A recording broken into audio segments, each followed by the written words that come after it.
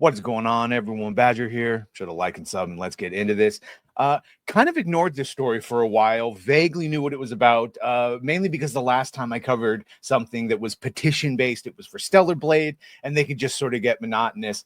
It hit another 25,000 and so on. This one, however, the Stop Killing Games petition has passed 1 million signatures. And once you get into what it's really about, I think you will appreciate it, because if you've ever purchased a video game and then because the server shut down, and no, I don't mean it like an MMO where eventually the game will end and you'll lose access. I mean just a game that requires an internet connection, even if it's a single player game.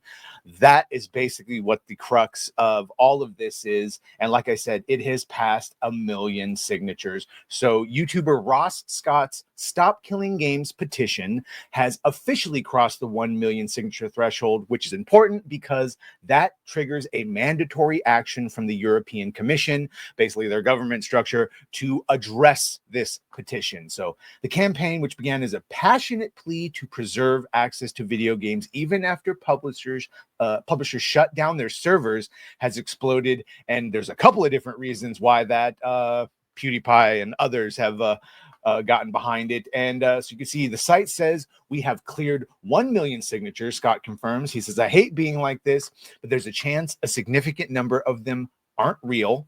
That means we have to keep signing in overdrive mode to make up for them. I'll have a video on this later, and I actually do have this site right here. It goes all over it, and I'll explain ever so briefly what they want from it, and I will put this in the description so that you can sign it. But the Stop Killing Games petition was launched to oppose the growing trend of developers delisting or deactivating purchased games, sometimes permanently, even when the titles could feasibly be preserved in offline single-player form.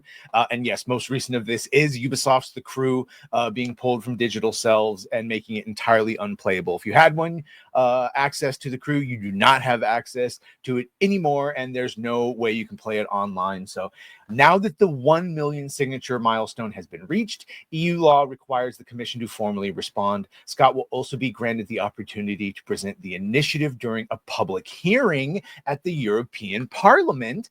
This creates a rare and powerful platform to challenge what many see as one of the gaming industry's most anti-consumer practices. So here's the core petitions, the core demands of the petition. If a game is delisted, players should receive a refund, or the game should remain accessible via a preserved offline mode. Like I said, PewDiePie has thrown their support behind it, as you see right here, where he said, thank you all for the amazing support.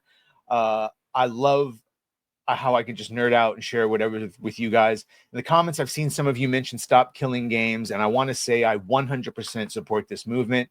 Ties in perfectly with what I talked about in my video: ownership over software and the games we buy.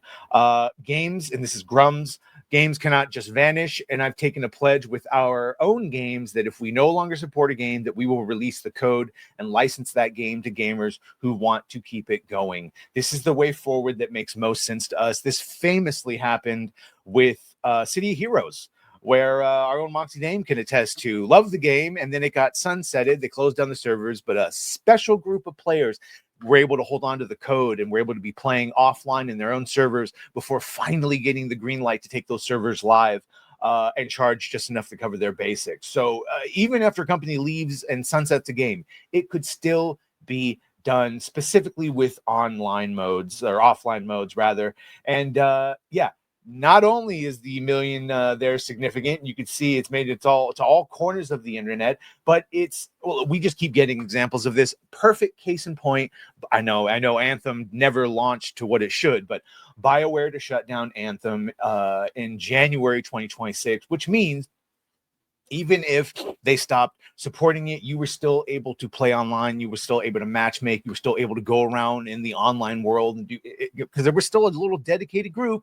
You will not now. So BioWare announced that it will shut down Anthem at the beginning of January 2026. In a blog post on the game's website, BioWare announced, after careful consideration, we will be sunsetting Anthem on January 12th, 2026. This means that the game will still be playable online for the next 180 days, and then it's done. So under the guidelines and provisions of that petition, if it were greenlit, we would be getting refunds for this, and this would have an online or an online mode that would be offline. So we wouldn't need to connect into this. Most of this basically is because of digital rights management, DRM. This is the only reason it requires any sort of online. And really, we're just asking them to patch that out.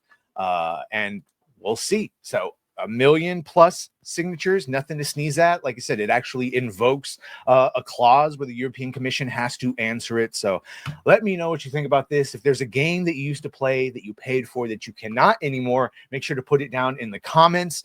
And yeah, what do you think about this? I will definitely be signing. And like I said, I will put the link to the Stop Killing Games petition in the description. So thank you everyone for watching. Make sure to like, share, and sub. If you have done that, thank you. If you're going to do that, thank you. And well, bye.